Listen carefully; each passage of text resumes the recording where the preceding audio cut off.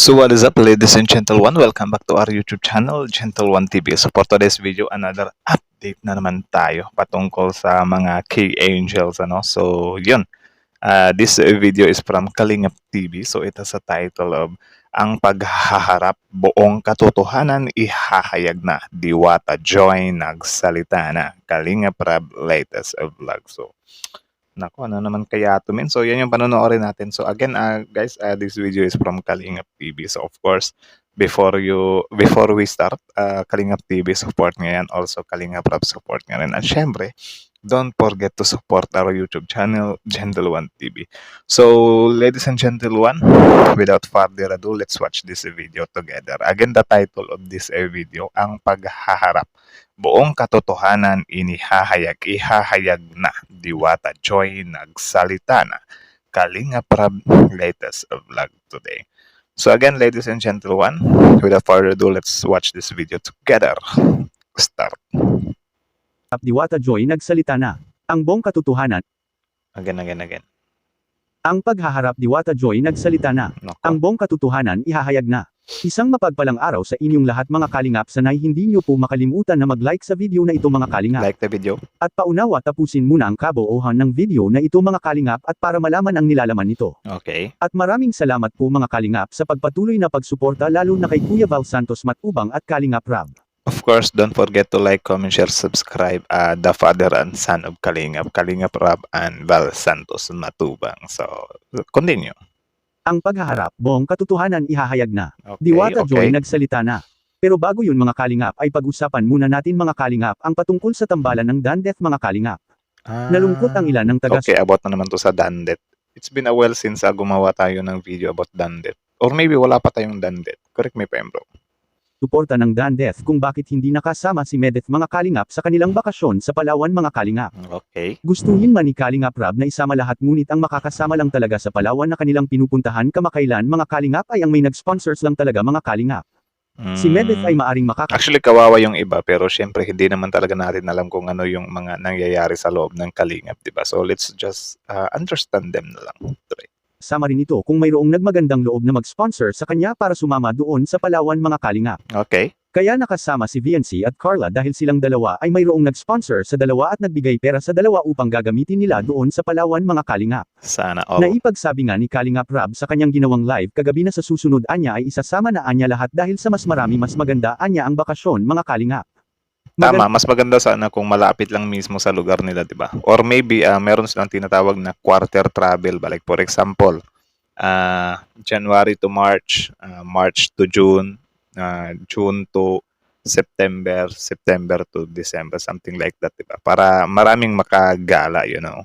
Mas maganda kasi nga gumawa din sila ng mga mga episodes from other part of Philippines. Para syempre, for example, meron silang supporter sa Cebu. At least, yung mga taga Cebu, ganahan naman, oh, grabe, sa lugar namin to kinuha. Meron silang supporter sa Bohol. Doon naman sila sa Chocolate Hills. Doon sa bagong resort sa Chocolate Hills. Ewan ko kung bukas pa yun. Or, doon sila sa, sa Bulkang Taal. Or yun nga, yung sa Palawan, sa Boracay. Di ba? Mas maganda yung ganung episode, di ba? Parang, travel at the same time, episode, serye. Nice yun, di ba?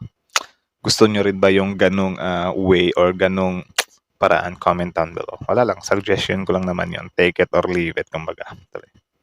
Da naman talaga kung ang lahat ng Kalingap Angels ang nakakasama sa kanilang bakasyon dahil sa ganitong mga bagay mga Kalingap ay mas lalo pang magka-close ang bawat isa at hindi sila magkabahabahagi dahil isa lang naman ang hangarin ng lahat ng Team Kalingap ang tumulong sa mga taong lubos na karapat dapat mga Kalingap. Ayun. Samantala, nalungkot ang karamihan dahil hindi nakapunta at nakadalo si Kalingap Dan sa Part 15 ng Dandeth.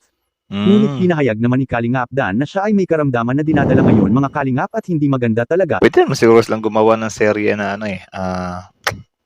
tawag dyan, parang video call, parang ganun. Sa kanyang katawan ang naramdaman nito ngayon.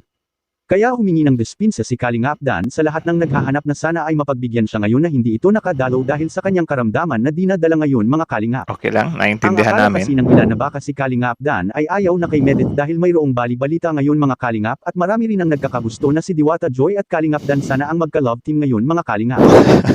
Ang bilis nila makamove, yung ibang fan ba? Nahahalate kasi ng ilan nating mga minamahal na taga-subaybay na si Diwata Joy at Dan ay may namumuuan niya sa dalawa lalo na yung pinipigaan si Diwata Joy ng kalamansi sa bigbig mismo nito. Nako. Nang dahil dito ay nakapagsabi ang ilan kay Kalingap Kahit pagpiga ng kalamansi Dan sa nakikita nila doon na para baan niyang may something ang dalawa mga Kalingap. At bagay na para bang hindi malabong totoo mga Kalingap. Bakit? Dahil sa kahit na si Medeth mga Kalingap ay nakaramdam ito ng selos sa pagitan ni Diwata Joy at Kalingap Dan. Nako. Aminado Ganun talaga yun kasi syempre marami kayong nasa circle So, normal lang naman yung yung silusan but syempre wag nating iano yung mga agawan, di ba? Sana walang ganung mga agawan-agawan. Dapat kung silos lang tapos ayusin agad para hindi na lumaki, di ba? Ika nga nila, maliit na butas, lumalaki. No? Lumalaki ba? Konting gusot, dumadami. Kalimutan ko na yun. Medeth na hindi niya ito nagugustuhan dahil sa silaan niya ang love team ni Kalingap Dan. May punto rin naman ito mga Kalingap. Ngunit ating napag-alaman na kaya ginagawa ni Kalingap Dan ang ganun kay Diwata Joy at para pampo good vibes lang ito sa lahat mga Kalingap at para naman may kaunting kilig ang pagbisita nila kay Diwata Joy. Ayun. At sa kabilang dako naman mga Kalingap Diwata Joy umaamin na. Ano naman kaya Buong yan? katotohanan Any guess? Wala akong guess malalaman na makikita po natin sa video. Bakit sa part ni Medit yun, tapos si Joy halatang may gusto kay Dan, tapos si Dan panagpigaan ng kalamansi sa bibig ni Joy. Uy, grabe naman. No? Pero hindi naman po natin alam kung sino talaga yung crush ni Joy. Oo ba? Ay, nako. Actually, tama yun. Si Joy sa si Biancy ay mapapanood nyo sa live selling. Ayan. May live selling po sila. Sila po yung So, ayun, kita nyo naman, this video is from Kalingap TV. So, like, comment, share, subscribe. Of course, don't forget to support na rin Kalingap Rab and Val Santos Matubang. Also, syempre, before you leave, don't forget to subscribe our YouTube channel, Gentle One TV. So, ladies and Gentle One, what can you say about that video? Comment down below and then let's talk about it in the comment section. So, kita nyo naman yun, about pala yun sa may crush di yung ano, pati si Kalingap Rab parang nagulat. Grabe naman yun. Actually, I'll give you an example.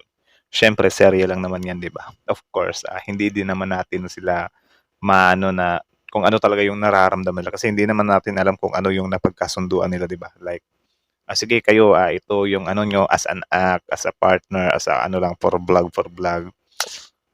If ever na ganun yung usapan nila, na okay, walang personal lang feelings dito, vlog lang talaga to.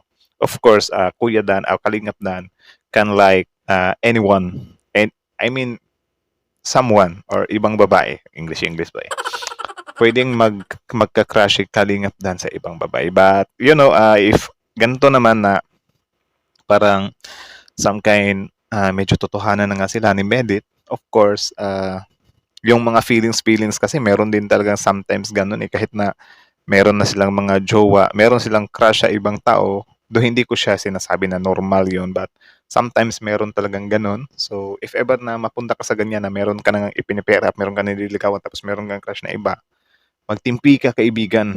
Diba? Huwag mong itolerate yan. Temptasyon lang yan. Temptasyon lang yan. Yeah, temptasyon lang yan. Binubulungan ka lang ni Satanas. Satanas agad So, if ever na meron ka ng partner, of course, don't you ever dare to crush anyone. Diba? Dapat doon ka lang, focus ka lang sa nililigawan mo. Kasi unhealthy na yan nagka-crush ka. No, meron talagang ganyang scenario pero wag mo na siyang palakihin pa ba. Wag mo na siyang some kind na pagdadalawang isip ka pa na sana hindi na lang ito niligawan ko, dapat ito na lang. Huwag yung ganun kasi pangit yung ganun, di ba? Dapat matuto kang maging loyal kasi dito naman sa mundo, sobrang sobrang dami ng tukso dito sa mundo. Nasa sa iyo na lang talaga yan kung gaano ka sa prinsipyo mo, gaano mo kamahal yung babae mo or yung girlfriend mo or whatsoever, yung partner, yung love team mo.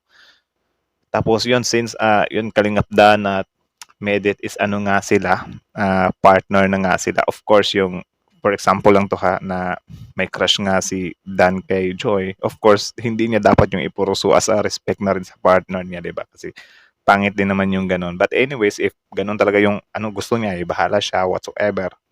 So, parang ganun lang naman. Parang lang naman yun. And also, yung kay sa side naman ni Joy, if ever na crush ni Joy si Kalingap Dan, there's no problem in that naman. Kasi sometimes, Maganda din yung meron tayong mga hinahangaan, 'di ba?